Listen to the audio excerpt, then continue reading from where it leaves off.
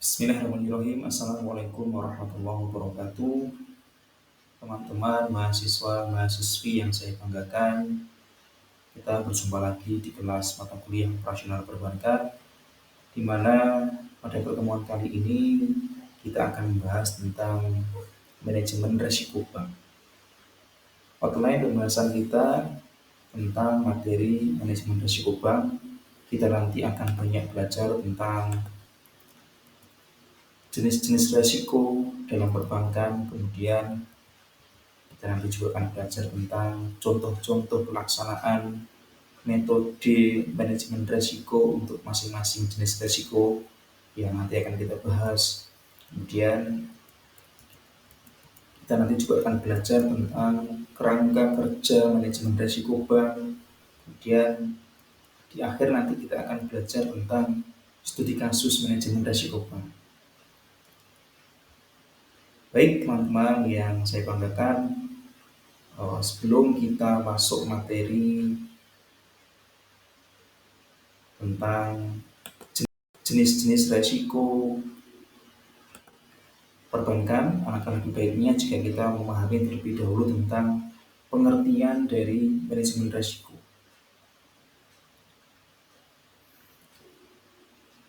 Teman-teman sekalian, jadi yang dimaksud dengan manajemen risiko adalah proses identifikasi, kemudian proses pengukuran, pemantauan, dan pengendalian risiko yang dihadapi oleh bank dalam menjalankan kegiatan operasionalnya.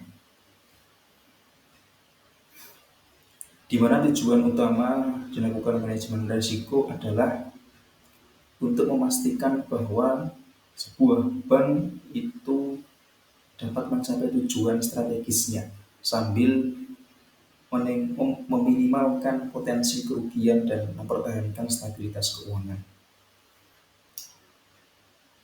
Jadi itu adalah pengertian dari manajemen risiko. Nah, teman-teman sekalian,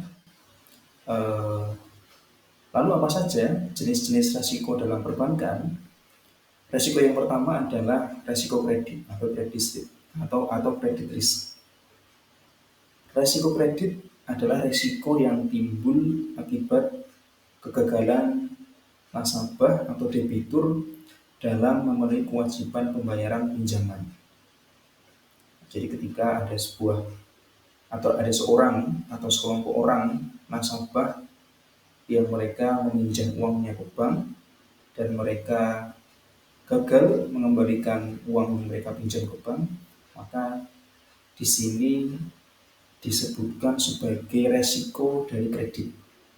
Jadi resikonya adalah gagal bayar. Nah, sumber resikonya berasal dari pinjaman yang diberikan kepada individu, perusahaan, atau institusi lain. Contoh, yaitu seorang debitur tidak mampu membayar cicilan pinjaman karena kebangkrutan. Nah, ini yang dimaksud dengan resiko kredit. Kemudian, resiko yang kedua adalah resiko pasar atau market risk. Resiko ini timbul akibat perubahan kondisi pasar, seperti misalnya tingkat suku bunga acuan yang dikeluarkan oleh Bank Indonesia untuk menyesuaikan jumlah uang beredar yang dibutuhkan oleh masyarakat, misalnya. Kemudian nilai tukar yang volatilitasnya terganggu dengan misalnya adanya kebijakan geopolitik luar negeri, misalnya. Kemudian harga saham yang bergejolak karena misalnya ada isu-isu, ada trust isu yang sangat kuat di sebuah negara, misalnya, dan sebagainya. Nah, jenis risiko pasar ini ya seperti yang saya sebutkan tadi, ada risiko suku bunga, jadi karena risiko perubahan suku bunga acuan yang mempengaruhi nilai aset dan liabilitas, kemudian ada risiko nilai tukar, yang fluktuasi nilai tukar mata uang asing, ya, risiko komoditas, perubahan harga komoditas seperti minyak atau emas. Nah, ini juga mempengaruhi gitu ya, harga komoditas seperti minyak dan emas yang mana permintaannya yang masih tinggi, ya, suatu buah komoditas yang permintaannya masih tinggi itu juga akan mempengaruhi risiko pasar yang akan dihadapi oleh perbankan. Kemudian risiko yang ketiga adalah risiko operasional atau operational risk. Risiko ini timbul akibat kegagalan proses internal sistem manusia atau kejadian eksternal. Jadi contohnya adalah kesalahan manusia atau human error, ya. Karena manusia itu kan kadang juga ketika melakukan pekerjaan, ya, mereka tidak bisa sempurna, mereka tidak bisa bekerja maksimal karena misalnya sakit, gitu ya, misalnya ada faktor-faktor yang mengakibatkan mereka tidak bisa bekerja secara fokus, gitu ya.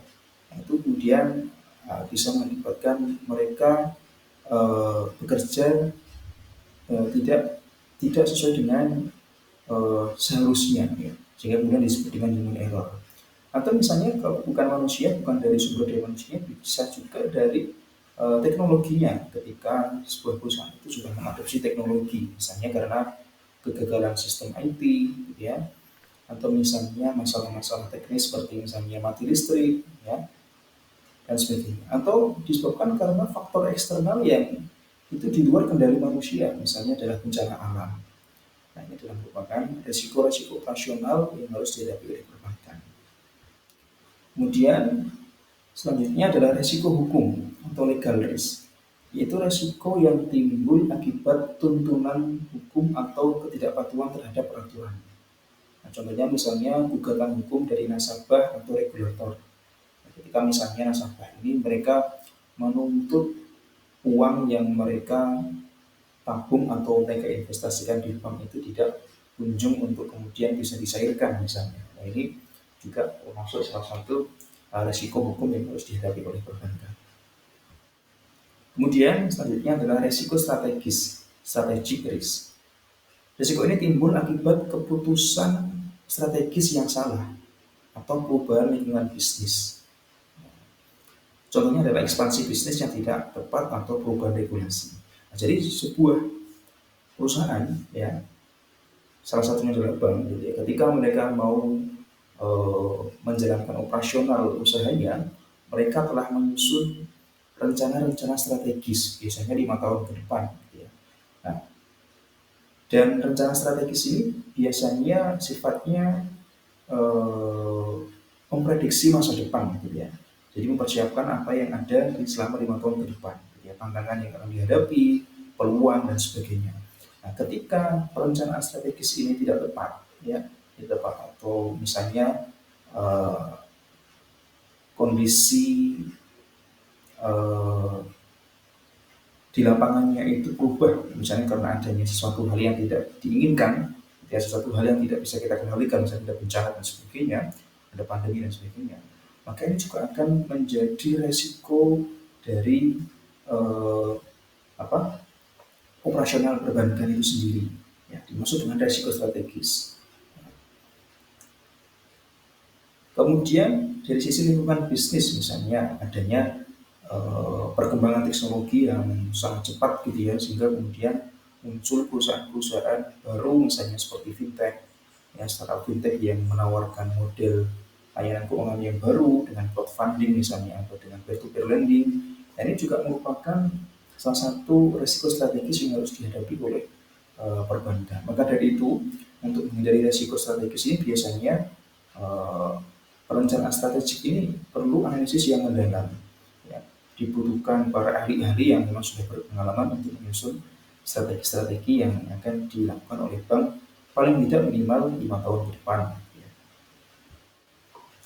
Oke teman-teman sekalian, kemudian eh, kita sudah belajar tentang jenis-jenis risiko yang dihadapi oleh perbankan tadi, ya. Kemudian kita akan belajar tentang contoh-contoh pelaksanaan metode manajemen risiko untuk masing-masing jenis risiko yang sudah kita bahas tadi di awal. Yang pertama, risiko kredit.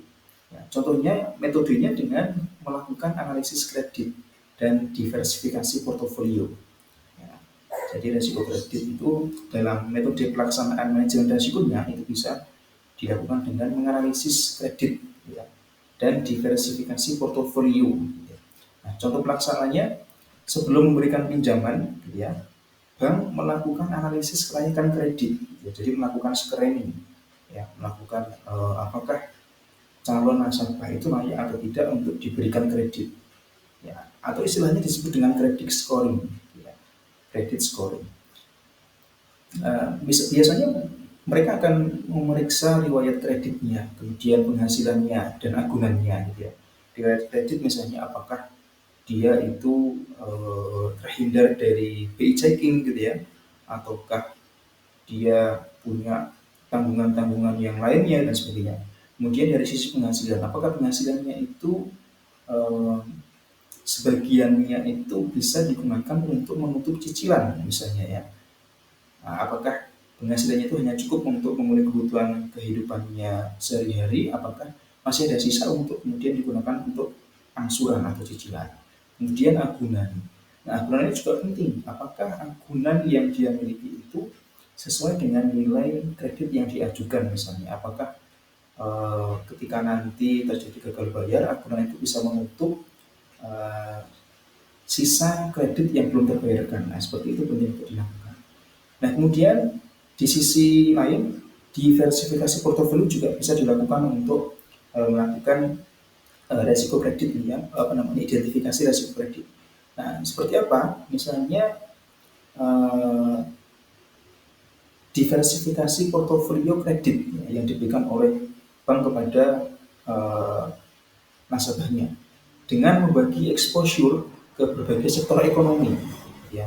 Jadi tidak hanya berpusat di sektor ekonomi manufaktur saja misalnya. Ya, jadi misalnya 30% untuk sektor properti gitu ya, kemudian 20% untuk UMKM dan 50% untuk korporasi. Ya. Di mana tujuannya untuk mengurangi resiko jika di salah satu sektor itu mengalami penurunan.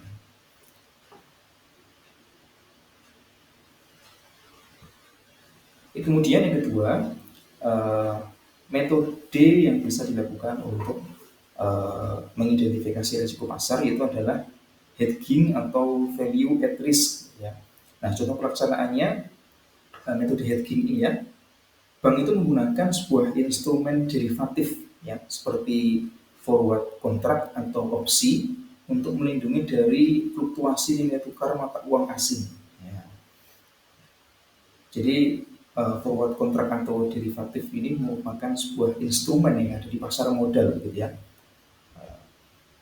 Kontrak yang sifatnya itu untuk ke depan gitu ya, untuk jangka waktu beberapa tahun ke depan gitu ya. Nah, tujuannya untuk melindungi dari fluktuasi nilai tukar mata uang asing. Nah, kemudian yang kedua, bank menghitung value at risk ya untuk mengestimasi potensi kerugian maksimum dalam portofolio investasinya akibat perubahan kondisi pasar. Misalnya value at risk-nya adalah 10 miliar dengan tingkat kepercayaannya adalah 95%. Berarti ada kemungkinan 5% kerugian melebihi 10 miliar. Nah, jadi memang harus ditentukan gitu ya. Eh, di kepercayaan untuk mendapatkan keuntungan itu 95% gitu ya. Meskipun eh, meskipun ada kerugian sebesar 20% tapi eh, tidak apa ya, itu hanya sebagian kecil dari pendapatan yang akan dia dapatkan dari investasi 10 miliar tadi. Kemudian yang ketiga adalah resiko likuiditas. Itu dengan menggunakan metode manajemen aset dan kewajiban dan stress testing. Nah, di mana eh, untuk melakukan manajemen aset dan kewajiban, bank itu memastikan bahwa aset liquid ya seperti kas, ya, kecukupan modal ya, dan surat berharga yang mereka tanamkan di pasar modal gitu ya, cukup untuk memenuhi kewajiban jangka pendek seperti penarikan dana nasabah. Nah, jadi kalau kita kemarin belajar gitu ya, dikatakan bank itu memiliki modal yang cukup itu ketika eh, dia memiliki kas yang setara dengan nilai yang dia setorkan untuk pemenuhan giro wajib minimum kepada Bank Indonesia. Itu dikatakan aman. Lebih baik lagi kalau dia memiliki nilai apa namanya kas atau kecukupan modal yang tersimpan di dalam berangkasnya bank itu lebih dari giro wajib minimum yang dia setorkan kepada Bank Indonesia. Itu lebih aman lagi. Nah, kemudian metode stress testing ya. di bank itu melakukan simulasi skenario krisis likuiditas. Ya, misalnya, jika 30% nasabah itu menarik dana secara bersamaan. Nah, bagaimana kecukupan modal yang kemudian eh, dimiliki oleh perbankan ketika 30% nasabah itu menarik dana secara bersamaan gitu ya, apakah cukup atau tidak gitu ya, eh, likuiditas yang ada di bank tersebut. Nah, itu adalah merupakan metode-metode yang bisa dilakukan untuk menghindari resiko likuiditas. Kemudian resiko operasional itu menggunakan metode penerapan sistem kontrol internal dan asuransi. Nah, apa itu penerapan sistem kontrol internal? Yaitu misalnya seperti pemisahan tugas, ya, atau segregation of duties gitu ya, dan audit internal untuk mencegah penipuan atau kesalahan operasional. Itu adalah contoh daripada penerapan sistem kontrol internal. Ya. Audit gitu ya, itu juga salah satu hal yang penting gitu ya, untuk menemukan kesalahan-kesalahan atau ketidaksesuaian dalam pelaksanaan operasional bank. Kemudian asuransi ya. Jadi untuk menghindari risiko operasional itu bank juga bisa memberi asuransi ya untuk menghindari risiko operasional seperti misalnya kerusakan properti ya akibat bencana alam ya, kemudian kehilangan aset akibat pencurian dan sebagainya. Kemudian resiko reputasi. Nah, metodenya bisa menggunakan manajemen krisis dan komunikasi publik. Nah, manajemen krisis ya itu dilakukan ketika terjadi skandal atau isu negatif misalnya ya. Segera membentuk tim manajemen krisis untuk menangani masalah dan berkomunikasi secara transparan dengan publik melalui siaran pers atau media sosial. Nah, jadi resiko reputasi ini berkaitan dengan kepercayaan nasabah atau calon-calon nasabah. Gitu. Jadi misalnya ketika terjadi skandal-skandal yang ada di bank itu, maka tim internal bank membuat manajemen krisis, membentuk tim yang berisikan orang-orang yang kompeten, yang mereka memiliki komunikasi yang bagus, dan mereka akan menyampaikan berbagai hal terkait dengan kondisi, dia klarifikasi kepada publik melalui siaran pers atau media sosial. Kemudian bank juga melatih karyawan untuk memberikan pelayanan yang baik kepada nasabah guna menjaga citra positif. Nah, jadi selain manajemen krisis, gitu ya, untuk membangun kepercayaan publik kembali ketika memang sudah terjadi skandal, gitu ya, atau belum terjadi skandal pun juga bisa dilakukan, itu dengan cara komunikasi publik melalui frontier-nya bank, gitu ya. Jadi orang-orang yang bekerja di depan, gitu ya, informasi, kemudian di sisi teller, bahkan satpam pun juga dilatih untuk bisa berkomunikasi dengan baik kepada nasabah dan calon nasabah. Itu adalah salah satu bentuk untuk menjaga reputasi. Kemudian risiko hukum, contohnya adalah kepatuhan regulasi dan tinjauan kontrak. Nah, kepatuhan regulasi di mana bank nanti itu akan memastikan kepatuhan terhadap semua regulasi yang berlaku, terutama yang dikeluarkan oleh Bank Indonesia maupun dari OJK. Ya. Nah, jadi misalnya bank itu akan membentuk sebuah tim, gitu ya, membentuk sebuah tim yang bertugas untuk memantau ya dan melaporkan setiap potensi pelanggaran yang terjadi. Ya. Nah, ini juga penting sekali itu bisa dilakukan. Kemudian yang kedua, tinjauan kontrak. Jadi sebelum menandatangani sebuah kontrak dengan pihak ketiga, ya misalnya pihak ketiga selaku investor, gitu ya, yang menanamkan dananya dalam bentuk deposito yang nilainya besar, gitu ya. Ya, maka bank harus melakukan tinjauan hukum untuk memastikan tidak ada klausul yang merugikan, gitu ya, di antara kontrak itu, misalnya. Nah, itu harus membutuhkan ahli-ahli hukum, gitu ya. Kemudian resiko strategis, ya, itu dilakukan dengan analisis SWOT dan perencanaan strategis.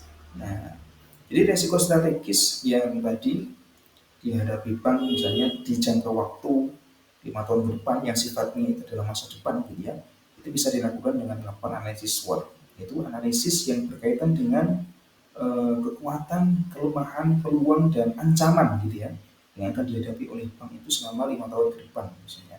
Apakah dengan analisis tersebut hasilnya apakah bank akan melakukan ekspansi ke pasar baru atau meluncurkan produk baru atau eh, tetap saja dengan kondisi yang sama eh, seperti sebelumnya gitu ya. Nah ini perlu yang namanya analisis SWOT. Kemudian perencanaan strategisnya. Jadi bank itu menyusun rencana strategis jangka panjang yang mencakup skenario terbaik dan terburuk gitu ya. Jadi selain mencakup skenario terbaiknya gitu ya, itu juga harus ada skenario terburuknya gitu ya. Kalau tidak terlaksana, tidak terrealisasi, dampaknya apa? Itu juga harus dirumuskan di dalam analisis perencanaan strategis tersebut. Nah, kemudian kalau tidak terjadi ya atau tidak terlaksana, mitigasinya apa gitu ya supaya rencana tersebut bisa terlaksana gitu ya. Itu bisa dilakukan dalam perencanaan strategis. Kemudian resiko siber ya. Itu bisa dilakukan dengan keamanan TI dan pemulihan bencana. Misalnya di sisi keamanan TI, misalnya memasang firewall yang sangat kuat gitu ya, sehingga tidak bisa ditembus oleh para hacker, kemudian enkripsi data, kemudian sistem deteksi intrusi, dan melindungi data nasabah dari serangan siber. Misalnya ada malware, kemudian apalagi banyak sekali gitu ya. Kemudian ketika terjadi bencana, ya misalnya bencana yang tidak dikendalikan oleh manusia, misalnya sehingga kemudian terjadi kerusakan sistem, ya, servernya error dan sebagainya, maka perbankan harus menyiapkan rencana pemulihan, gitu ya, atau disebut dengan disaster recovery plan, gitu ya, untuk memastikan operasional dapat berjalan normal setelah serangan siber atau kegagalan sistem. Jadi eh, ketika memang sudah terjadi gitu ya adanya serangan siber, maka ketika sudah dibentuk pemulihan bencana atau uh, rencana-rencana pemulihan bencana itu, maka akan segera tertangani dan akan segera kembali normal. Kemudian ada resiko ESG, Environmental Social Governance. Ya, misalnya dengan integrasi ESG dalam kebijakan kredit dan investasi.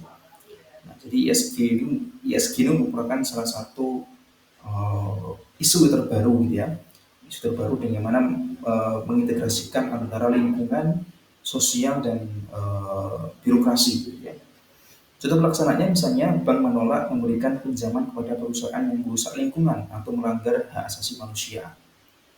Kemudian bank mengalokasikan dana untuk investasi ramah lingkungan seperti proyek energi terbarukan dan melaporkan dampak sosial dan lingkungan dari aktivitasnya secara transparan. Nah, tadi adalah merupakan metode-metode yang bisa dilakukan untuk melakukan manajemen resiko gitu ya. Dari jenis-jenis resiko yang sudah kita sebutkan di awal tadi. Nah, bagaimana kemudian kerangka kerja manajemen resiko bank? Yang pertama yaitu bank melakukan identifikasi resiko. Ya. Jadi bank itu melakukan identifikasi semua potensi resiko yang mungkin dihadapi oleh bank. Ya.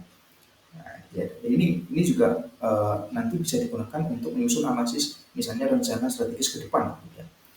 Nah, kemudian setelah diidentifikasi resikonya ketemu, ya resiko yang mungkin dihadapi bank itu adalah ABC misalnya. Nah, kemudian diukur. Resikonya itu diukur dengan menggunakan metode kuantitatif atau kualitatif. Ya. Kuantitatif misalnya dengan melihat dari indikator kesehatan banknya, gitu ya, misalnya. Kemudian dari sisi kualitatif misalnya analisis SWOT, gitu ya, strength, weakness, opportunity, ya, thickness, ya, ancaman dan sebagainya. Kemudian setelah diukur, gitu ya, itu dipantau resikonya, ya, dipantau secara berkala untuk memastikan tetap dalam batas toleransi. Ya, tadi misalnya indikator kesehatan, gitu ya, dipantau, ya, apakah sudah sampai batas toleransi atau tidak. Ya. Ketika belum sampai batas toleransi, maka kebijakan-kebijakan yang sebelumnya itu bisa diteruskan terus, ya, dan sebagainya. Nah, ketika sudah dilakukan pemantauan secara berkala untuk memastikan tetap dalam batas toleransi, maka dilakukan pengendalian risiko. Ya. Nah, jadi tujuannya supaya resikonya itu berkurang atau justru malah menghindari resiko itu. Ya. Nah, ketika pengendalian risiko sudah dilakukan, yang selanjutnya dilakukan adalah melakukan pelaporan dan komunikasi. Nah, ini perlu disampaikan ya informasi kepada manajemen dan juga pada stakeholders.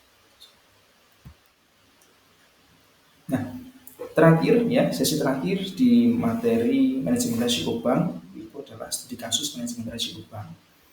Ya, studi kasus manajemen risiko bank itu yang pertama di tahun 2008 ada krisis keuangan global. Ya. Penyebabnya karena kegagalan manajemen risiko kredit dan likuiditas. Jadi banyak kredit macet ya di sektor properti ya, dan juga perbankan mengalami masalah likuiditas dalam hal penyediaan penarikan dana oleh dana pihak ketiga. Nah, pelajaran yang bisa diambil dari peristiwa krisis keuangan global tahun 2008 itu adalah pentingnya pengawasan risiko yang ketat, terutama dalam hal risiko kredit dan likuiditas. Jadi nanti bisa menggunakan metode yang tadi berkaitan dengan jenis risiko kredit dan likuiditas tadi ya. Nah, itu bisa dilakukan untuk mengantisipasi adanya risiko kredit dan likuiditas. Kemudian kasus yang kedua, kasus Bank Senturi di Indonesia, ya penyebabnya adalah karena risiko operasional dan reputasi. Ya, jadi banknya banyak orang-orang yang tidak bertanggung jawab, banyak oknum-oknum, ya, sehingga kemudian secara sumber daya pengelolaan pun juga mereka tidak responsibel terhadap tugas-tugasnya, ya dikorupsi gitu ya dananya, sehingga ini masuknya ke resiko operasional dan reputasi. Nah, maka pelajarannya perlunya transparansi dan kepatuhan regulasi. Nah, oke, kita sampai di kesimpulan. Ya, jadi teman-teman sekalian, kesimpulannya di materi manajemen risiko bank ini bahwa manajemen risiko bank adalah elemen kunci dalam menjaga stabilitas dan keberlanjutan industri perbankan. Dengan menerapkan kerangka kerja yang komprehensif ya, dan mengikuti praktik terbaik, bank dapat mengurangi potensi kerugian dan meningkatkan kepercayaan stakeholders. Jadi tujuan akhir yang ingin dicapai dengan adanya manajemen risiko itu adalah supaya kegiatan bisnisnya bank itu ya juga tidak uh, rugi banget gitu ya. Meskipun rugi ya jangan rugi banget. Yang diinginkan ya tidak rugi gitu ya. Artinya mengurangi potensi rugi. Selain itu juga meningkatkan kepercayaan kepada nasabah dan juga stakeholder. Nah, ini juga penting sekali. Oke teman-teman, ya selesai perkuliahan kita di uh, pertemuan sebelum UTS. Ya, jadi ini adalah pertemuan terakhir kita. Manajemen risiko bank ini adalah materi terakhir kita setelah sebelum menghadapi UTS. Ya, jadi saya harapkan teman-teman nanti UTS-nya lancar, ya bisa menyelesaikan soalnya dengan baik. Sekedar informasi bahwa soalnya nanti dalam bentuk esai dan closebook gitu ya. Materinya terkait dengan apa yang sudah kita pelajari, terutama teman-teman belajar dari soal-soal yang sudah kalian kerjakan di pertemuan-pertemuan sebelumnya, soal-soal latihan gitu ya. Itu juga perlu kalian pelajari kembali ya. Kemungkinan besar akan muncul di soal-soal UTS. Baik teman-teman, saya kira cukup dari saya ya. Marilah kita tutup perkuliahan kita dengan bacaan alhamdulillahirobbilalamin. Terima kasih atas perhatian dan kehadirannya. Wassalamualaikum warahmatullahi wabarakatuh.